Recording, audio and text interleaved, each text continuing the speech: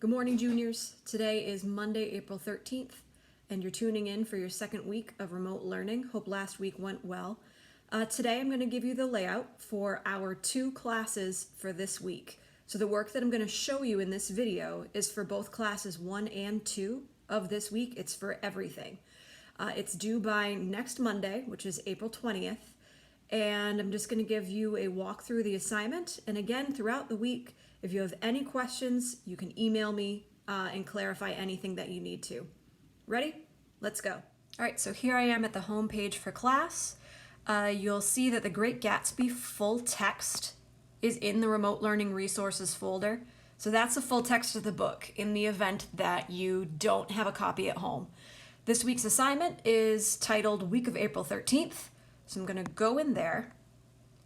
And this week's assignment is very similar to last week's, just with different chapters and questions.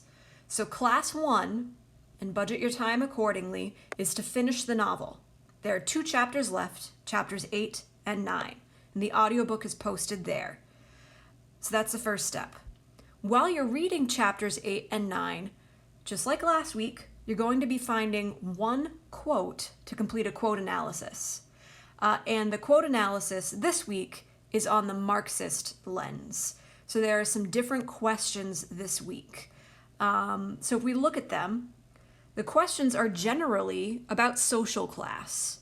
So a Marxist critic might ask themselves, how does the social class of the author influence the novel? So we watched that biography of F. Scott Fitzgerald way back at the beginning of the unit. There are a lot of similarities or parallels between his life and the life of some of his characters. So that's one kind of question the Marxist lens asks. Next one is, what class does the work claim to represent? So the book, which social class gets put in the most positive light? Is it the old-moneyed? Do they seem like good people? Is it the poor? Is it the middle class? Who seems to be the best kind of person? And find evidence that backs that up. What values related to class does the novel reinforce or subvert, which means support or go against? So does the novel support the idea that the rich are better just because they're rich? Or does it seem to question that idea? What social classes do the characters represent? And how does their characterization contribute to the way we think of social classes?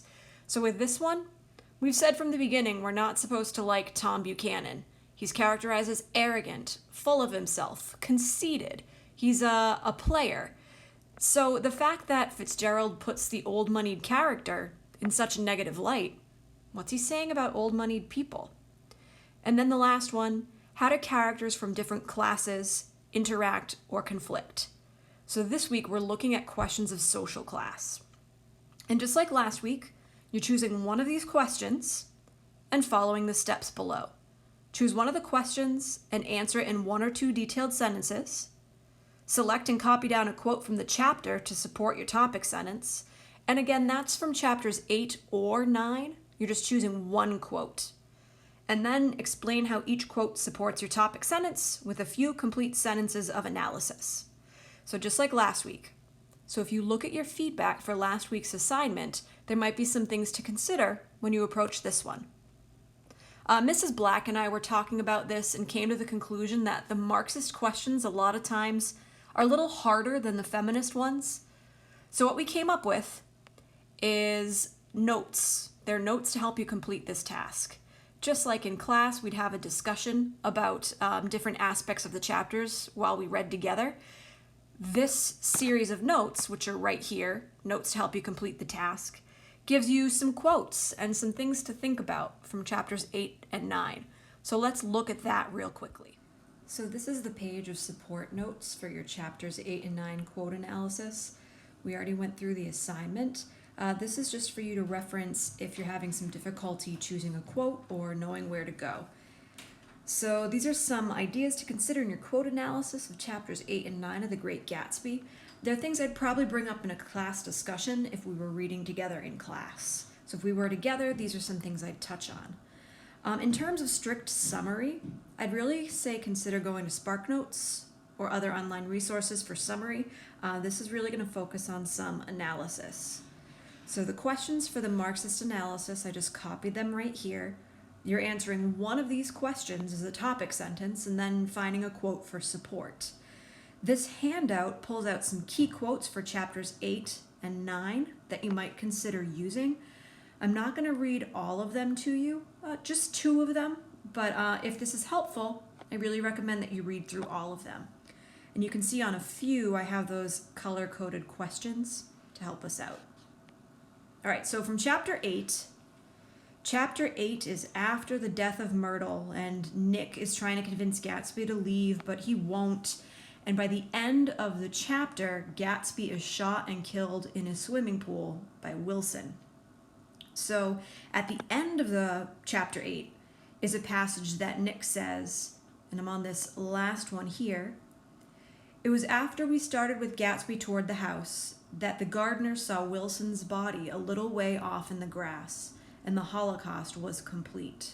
So they're making their way back to the house with Gatsby's body, and the gardener finds Wilson's body too. So Wilson has killed Gatsby and also turned the gun on himself. Why does he do that? It's because Tom Buchanan told Wilson Gatsby killed his wife. We know it was Daisy, but Tom is trying to throw the blame on Gatsby. So something you could think of for a Marxist lens is over here in the analysis. Wilson shoots and kills Gatsby, then turns the gun on himself. Gatsby is innocent to the death of Myrtle. Daisy is to blame for that. Wilson, who's overcome by grief over his wife's death, is sent by Tom to kill Gatsby. So we can begin to wonder, in this society, who's really pulling the strings? Who has the control? And that ties with that Marxist question of how do characters from different social classes interact or conflict? So if you could answer that question using this quote for support, that would be a good quote analysis for chapter 8.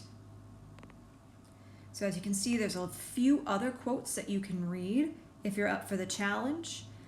If you have your own quote that you want to use, you're welcome to, but that's one to consider for chapter 8. Moving into chapter 9, the last chapter of the book. In chapter 9, Gatsby's funeral happens. Nick is there. Gatsby's father shows up, Mr. Gats. And the only other person to show up at Gatsby's funeral is Owl Eyes, the drunk guy from the library in chapter 3 at Gatsby's party. Let's see, that second quote for this chapter is Owl Eyes talking with Nick. But the one I want to look at is this last one. Before Nick moves back west, he makes this conclusion about Tom and Daisy, and really all old moneyed people. So Nick's conclusion about Tom and Daisy, this last one right here. He says, quote, "They were careless people, Tom and Daisy. They smashed up things and creatures and then retreated back into their money or their vast carelessness or whatever it was that kept them together, and let other people clean up the mess they had made." So that's a quote about Tom and Daisy. So with this quote, it's a great one for the Marxist lens. Daisy and Tom Buchanan are symbolic of the old moneyed rich and powerful, like the American aristocracy. How do the rich and powerful treat the poor? And why are they able to act this way? So what gives them the right? It's definitely not that they're morally superior, it's that they have money. So the Marxist question again that goes with that is, how do characters from different classes interact or conflict? Why do the old moneyed people think they can treat people from different classes as inferior, leave them to clean up their messes? What conclusion can you draw? So those are 2 examples from chapters 8 and 9 that you're more than welcome to use for your quote analysis. Again, if you want to use your own quote that you found, or if you want to use anything else from this handout, you can do so. But if you're looking for a little support with a quote analysis, this is somewhere you can look to get started. All right, everyone, that is your assignment for this week. Again, if you have any questions throughout the week, please feel free to email me. I will respond. Otherwise, take care of yourselves, do what you need to stay happy and healthy, and I'll see you all next week. Bye, guys.